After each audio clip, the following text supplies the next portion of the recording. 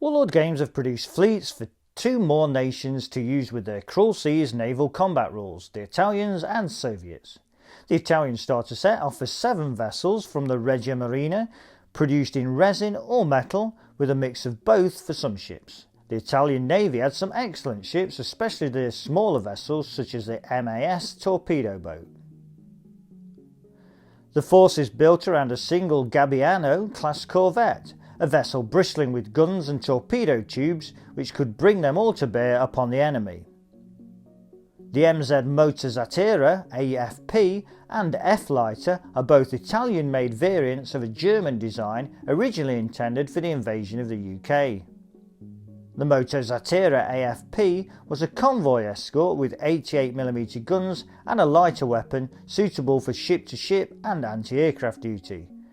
The F-Lighter was an Allied distinction for a large landing craft which could carry up to 3 M13-40 medium tanks and 100 fully equipped infantrymen. The 4 MAS boats are the rough equivalent of the Vosper torpedo boats of the British Royal Navy, used in World War I and II. They are less well armed than a Vosper, with only 2 torpedo tubes and either machine guns or a single light gun, but are very fast and useful when used in numbers. In addition to all this naval goodness is a CR-32 biplane, a fighter aircraft designed and built by Fiat that had done sterling service in the Spanish Civil War. Armed with 2 machine guns and able to carry a reasonable bomb payload, the CR-32 is able to add firepower to ship-to-ship combat. The Soviet naval fleet starter set contains examples of Soviet vessels that don't normally get much attention in gaming circles. First of all, there are 11 vessels in this fleet, spread across 4 different classes of ship, with metal and resin parts. The core of the fleet is a Fungas class minesweeper, a vessel of an older design but one which packs a decent deck gun forward and lighter weapons for anti-aircraft use. There are 4 G5 and 4 D3 motor torpedo boats included. The G5 is based on a British World War I design and was made of aluminium, which was prone to seawater corrosion. It has 2 torpedoes launched from the sides by dropping them into the water, and 2 12.7mm machine guns, one in a turret forward and the other in the bridge area. The D3 has a much more modern design made of wood and was actually very fast. It had 2 torpedo tube launchers and was armed with either 2 12.7mm machine guns or 1 25mm forward gun.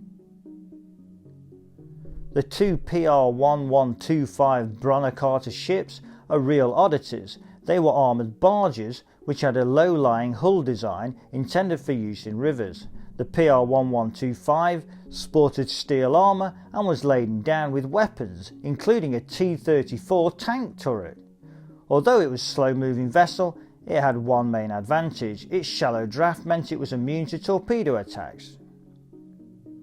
Lastly, there are 2 112 Stormovig ground attack aircraft, able to carry a heavy payload of bombs and armoured enough to resist most enemy fire. Nicknamed the Flying Tank, it seems appropriate that it is included in a fleet for anti-ship actions. Both fleets come with all the relevant data cards and suitable wake sheets for the contents. Also included are torpedo, damage and plume markers, plus a flag sheet for the relevant navy. The miniatures are well cast and the overall fleets offer good value for money for those looking to get started with some different fleets, aiming to be more daring rather than sticking with the classic options. Who doesn't want a heavily armed, low silhouette, armoured gun platform or a super fast MTB? This video has been produced by WI Prime. WI Prime is Wargames Illustrated Magazine's online members club. As a WI Prime member, you get access to all Wargames Illustrated videos before anyone else. We'll keep you posted on what's new via the Primetime News Bulletin delivered to your inbox every Friday.